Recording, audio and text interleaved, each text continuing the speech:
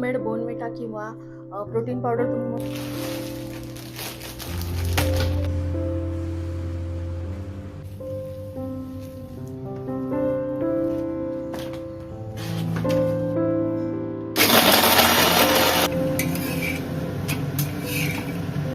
ज्या दिवशी स्वतःच्या स्वप्नांपेक्षा कुटुंबाची गरज मोठी वाटते, त्या दिवसापासून थकण्याची मुभा संपून जाते. नमस्कार सर्वांना, श्री स्वामी समर्थ. स्वागत आहे तुमचं माझ्या यूट्यूब चॅनलवरती. आजचा दिवस तुम्हाला खूप छान, सुखाचा, समाधानाचा जाऊ देत.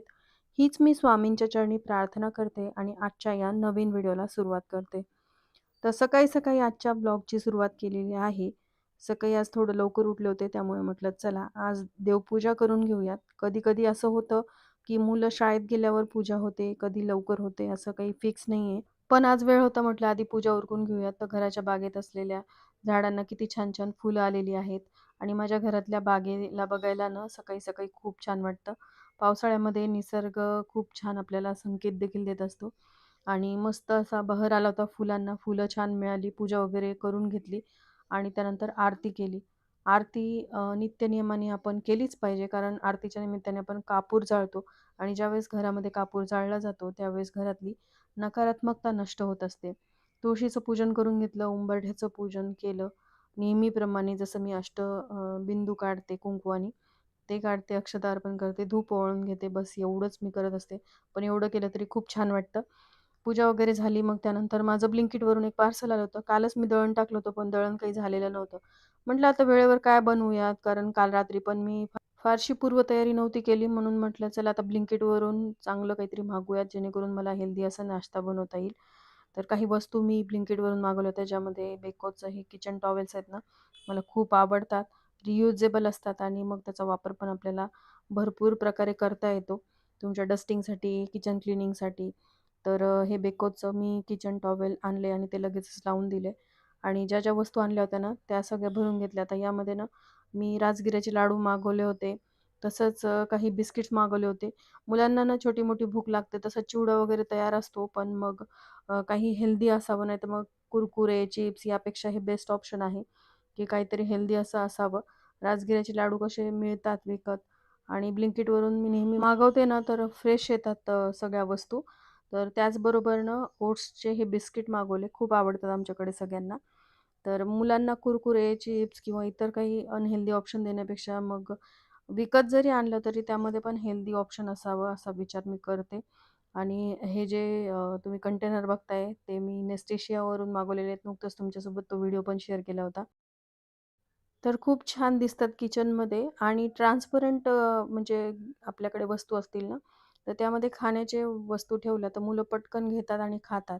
म्हणजे जे डोळ्यांनी दिसतं ते आपण पटकन उचलतो. मग ते फ्रुट्स असतील किंवा कोणत्याही वस्तू असतील घरामध्ये खाण्याच्या, आणि त्याच जर आपण स्टीलच्या म्हणजे न दिसणाऱ्या डब्यांमध्ये ठेवल्या ना, तर मग त्यांचा विसर पडतो आणि मग त्या वस्तू देखील खराब होतात. म्हणून शक्यतोवर असं मायक्रोवेव्हच्या वरती मी ठेवण्याचा प्रयत्न करते, कारण ग्लासच्या शेल्फमध्ये किंवा इतर शेल्फमध्ये ते बसत पण नव्हते आणि इथे छान जागा मिळून गेली. मुलांना जर छोटी-मोठी भूक लागली असेल तर ते खाऊ शकतात. दुसरी महत्त्वाची वस्तू म्हणजे मी हे फॉर्च्यूनचे सोया चंक्स मागवलेत. जे व्हेजिटेरियन आहेत ना, त्यांच्यासाठी हे बेस्ट ऑप्शन आहे. कारण रोज आपण अंडी नाही खाऊ शकत आणि पावसाळ्यामध्ये कसं अंड्यानी सुद्धा अपचन वगैरे असा त्रास होतो आणि मग त्यासाठी सोया चंक्स हे चांगलं ऑप्शन आहे. याचा वापर करून तुम्ही भरपूर रेसिपीज ट्राय करू शकता. त्यानंतर दुसरी महत्त्वाची वस्तू म्हणजे हे नाचणी सत्व मागवलंय. यामध्ये साखर आणि वेलची देखील असते आणि हे दुसरं नाचणी सत्व मागवलंय जे साखर विरहित आहे. म्हणजे ही जी नाचणी आहे ती दळून आणलेली असते डायरेक्ट. आणि नाचणी सत्व आणि नाचणी च्या म्हणजे फ्लोअरमध्ये काय फरक आहे? तर नाचणी सत्व जे आहे त्याला मोड आणून मग ते दळून आणलेलं असतं. एवढा फरक आहे. ते जास्त हेल्दी असतं.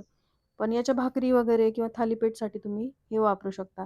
तर मी नाचणी सत्वापासून आज मस्त हेल्दी असा नाश्ता बनवणार होते. तर नाचणीचं सगळं पीठ घेतलेलं आहे. जेवढं होतं तेवढं घेतलं. कांदा घेतलाय. त्यानंतर एक बीट आणि एक गाजर किसून घेतले आणि त्यानंतर सोया चंक्स, हिरवी मिरची हे सगळं मिक्सरला मी फिरून घेतलं आणि असा आजचा हाय प्रोटीनचा बेत होता. नाचणीमध्ये पण बरेचसे जीवनसत्व असतात आणि सोया चंक्समध्ये तर खूप प्रमाणामध्ये तुम्हाला प्रोटीन मिळतं.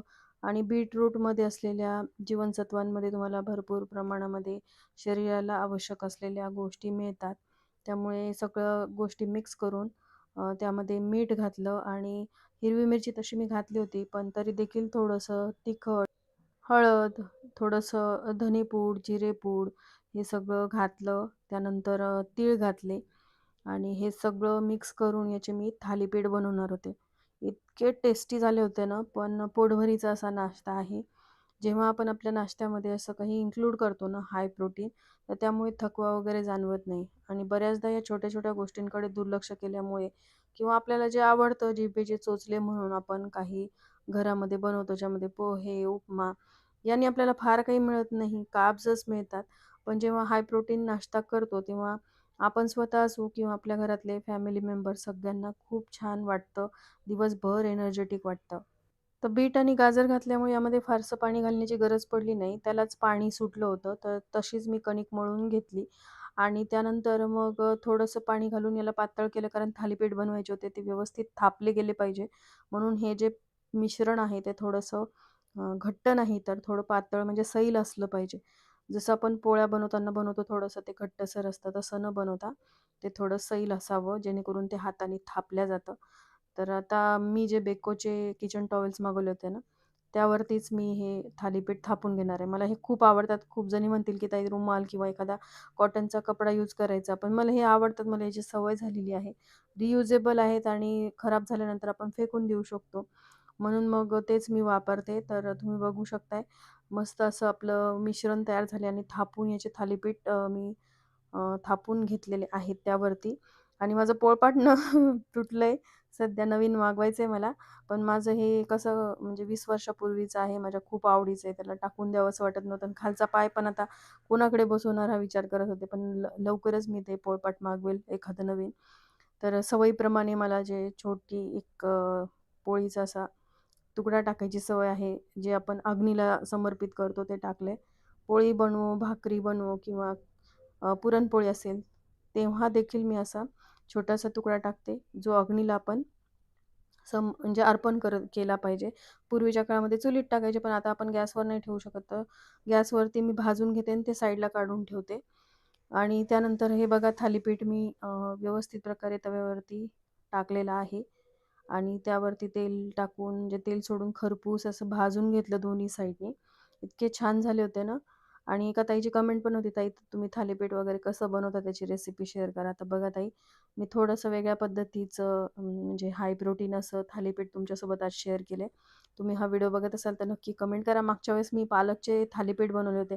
नाश्त्याला कसं आमच्याकडे थालीपीठ किंवा असं दशम्या, गोड दशम्या ज्या असतात ना गुळातल्या त्या, हे खूप आवडतात प्रकार. पण नेहमी होत नाही. घाई गडबडीमध्ये आपल्याला कसं वाटतं, की पटकन जे होईल ते बनवावं. नेहमी पोहे किंवा उपमा खाऊनही कंटाळा येतो. मग त्यापेक्षा असं काहीतरी हेल्दी जर निवडलं ना, तर आपला नाश्ताही पोट भरतो आणि दिवसभर आपल्याला फ्रेश वाटतं. मला ना अलीकडे रात्री खूप झोप घेऊनही खूप थकल्यासारखं वाटायचं. थोडं चाललं की दम लागायचा, कामामध्ये लक्ष लागायचं नाही. हातापायांना मुंग्या येत होत्या आणि मग मी याकडे खूप दुर्लक्ष केलं. पण हे जे आहे ते व्हिटॅमिन B12च्या कमतरतेचं लक्षण होतं. जेव्हा मी ब्लड वगैरे चेक केलं, तेव्हा मला कळलं.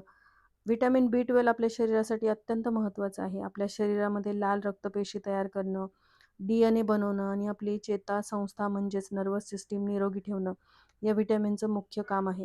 पण गंमत अशी आहे की आपलं शरीर हे व्हिटॅमिन स्वतः तयार करू शकत नाही. ते आपल्याला आहारातूनच मिळवावं लागतं. पण ही कमतरता कोणाला जास्त जाणवते? तर व्हिटॅमिन B12 प्रामुख्याने मांसाहारी अन्नामध्ये, जसं की मासे, चिकन, अंडी यामध्ये मोठ्या प्रमाणात असतं. त्यामुळे जे लोक पूर्णपणे शाकाहारी आहेत, त्यांना याचा धोका जास्त असतो. याशिवाय वाढत्या वयानुसार आणि पोटाच्या विकारामुळे शरीराला अन्नातून B12 शोषून घेणं कठीण होतं. म्हणून मला डॉक्टरांनी रोज अंडी देखील खायला सांगितलेली आहेत. कारण आपलं शरीर सगळ्यात जास्त महत्त्वाचं आहे. बाकी काही गोष्टी हो न हो आपल्या शरीराकडे दुर्लक्ष करून चालणार नाही. म्हणून मी थोडं आहारामध्ये बदल केलेले आहेत. जसं की आहारामध्ये दूध, दही, पनीर आणि काही महत्त्वाच्या धान्याचा समावेश, ज्यामध्ये नाचणी देखील आपल्या आहारामध्ये समाविष्ट करणं खूप गरजेचं आहे. तर मी डॉक्टरांकडे जाऊन एक साधी टेस्ट केली. कमतरता जास्त असेल तर त्यामध्ये तुम्हाला B12च्या गोळ्या किंवा इंजेक्शनचा सल्ला देखील डॉक्टर देतात, ज्यामुळे तुम्ही पुन्हा ऊर्जेने भरून जाल.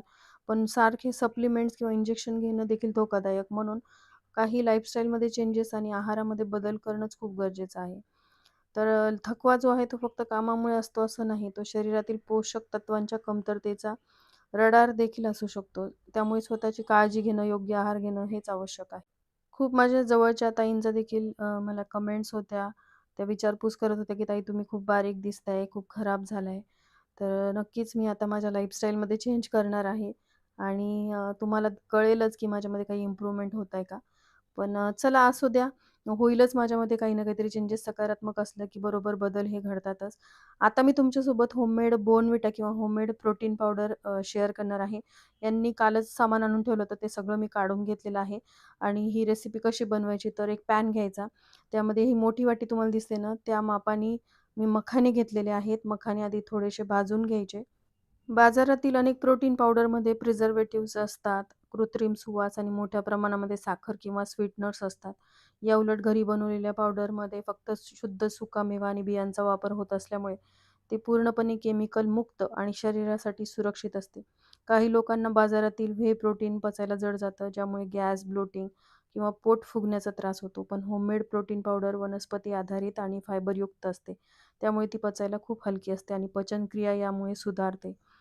तर आता मखाने मी भाजून घेतलेले आहेत आणि अर्धी वाटी, त्याच वाटीची अर्धी वाटी मी फुटाणे घेतलेले आहेत. फुटाणे तसेही भाजलेलेच असतात, पण तरी देखील थोडंसं गॅसवरती खाली-वर करून घेतलं आणि त्याच मापाने काय करायचं, की म्हणजे प्रत्येकाचं माप तुम्ही लक्षात घ्या. एक मोठी वाटी मी मखाने घेतलेले आहेत आणि त्याच अर्ध्या वाटीने मी फुटाणे घेतलेले आहेत आणि अर्धी वाटी म्हणजे त्याच वाटीने मी अर्धी वाटी ओट्स घेतलेले आहेत. आता ओट्स पण छान रोस्ट करून घ्यायचे. फार काही भाजायचं नाही आणि ते काढून घ्यायचे. त्यानंतर एक मध्यम आकाराची वाटी घ्यायची आणि त्या वाटीने एक वाटी बदाम, त्याच वाटीने काजू आणि त्याच वाटीने अक्रोड, पिस्ता असेल तर पिस्ता देखील टाकू शकता आणि हे देखील मीडियम फ्लेमवरती छान भाजून घ्यायचं. फार असं भाजायची गरज नाही, पण थोडेसे रोस्ट केले ना, तर ते मिक्सरला जास्त चांगल्या प्रकारे बारीक होतात, म्हणून थोडेसे रोस्ट करायचे आणि एकदम छोट्या साईजची वाटी आहे. त्या वाटीने मी मगज बी, सूर्यफूल बी आणि पंपकिन सीड म्हणजेच आपल्या काय म्हणतात लाल भोपळ्याच्या बिया असतात ना, त्या टाकलेल्या आहेत आणि त्याच वाटीने मी फ्लॅक्स सीड्स किंवा आपण ज्याला जवस म्हणतो, ते देखील घालणार आहे. जवस खरं तर आधी भाजून घ्यायला पाहिजे होते, पण उशिरा टाकले, पण त्याला छान मी भाजू दिलेलं आहे.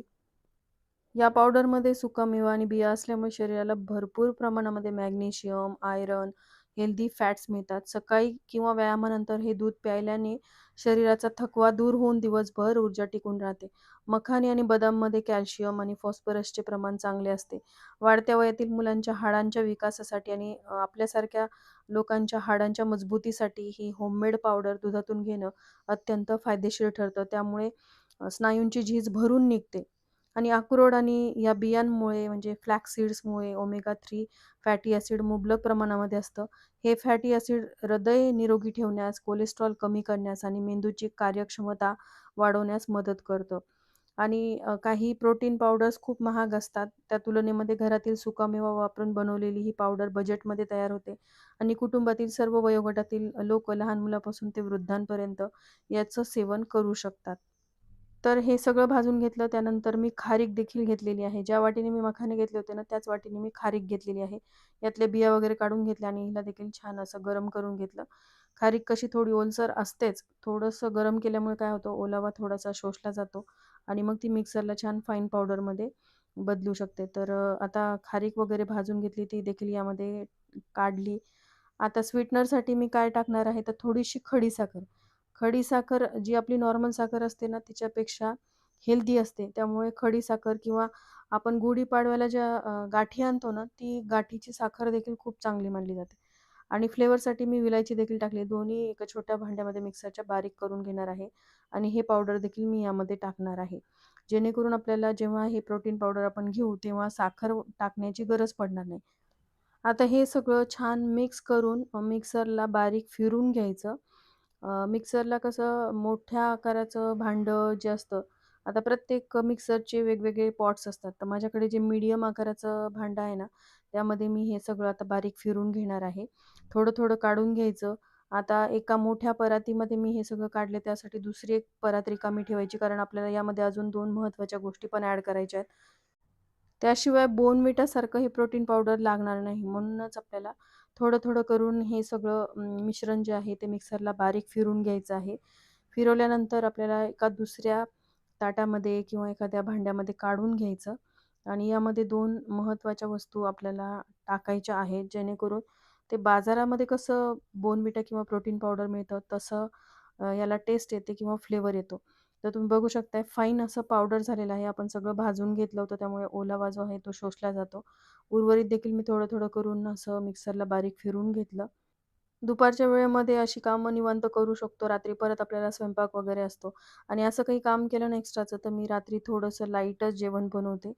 कारण सगळी कामं एकदाच करायला गेलं, की परत आपण आजारी पडायचीच वेळ येते. त्यामुळे मग अशा गोष्टींकडेही लक्ष देणं गरजेचं आहे. तर आता हे सगळं मी बारीक करून घेतलं. पण बघा किती नाही म्हटलं ना, तरी यामध्ये चंकी पार्टिकल्स हे राहतातच. तर त्यासाठी ना मी यामध्ये 1 वाटी मिल्क पावडर ॲड केलंय, जेणेकरून याने फ्लेवर छान येईल. मिल्क पावडर अगदी ऑप्शनल आहे. तुम्हाला नसेल टाकायचं तर तुम्ही नाही टाकला तरी चालेल. आणि सोबतच आपल्याला बोर्नव्हिटासारखी टेस्ट हवी आहे, म्हणून मी कोको पावडर देखील टाकलेलं आहे. छोटंसंच पॅकेट होतं हर्षीजचं. ते टाकलं, पण मला असं वाटलं अजून यामध्ये आपण ॲड करू शकतो, कारण चॉकलेटी फ्लेवर आला तर काहीच बिघडत नाही आणि तसंही ते कोको पावडर जे आहे ते म्हणजे शुगरलेस होतं. शुगर नव्हती त्यामध्ये. त्यामुळे मग मी अजून ॲड केलं आणि मस्त असं त्याचा कलर बदलला, ब्राऊन-ब्राऊन दिसत होतं हे पावडर. आता ह्या 2 वस्तू ॲड केल्यानंतर मग आपल्याला हे सगळं एकजीव करण्यासाठी किंवा कारण यामध्ये बरेचसे छोटे-छोटे पार्ट्स जे आहेत ड्रायफ्रुट्सचे ते राहतातच आणि मुलं कसं करतात दुधात घालून दिलं आणि त्यांना जर काही लागलं तर ते दूधच पित नाहीत. त्यापेक्षा मग याला काय करायचं, की गाळणीने गाळून घ्यायचं.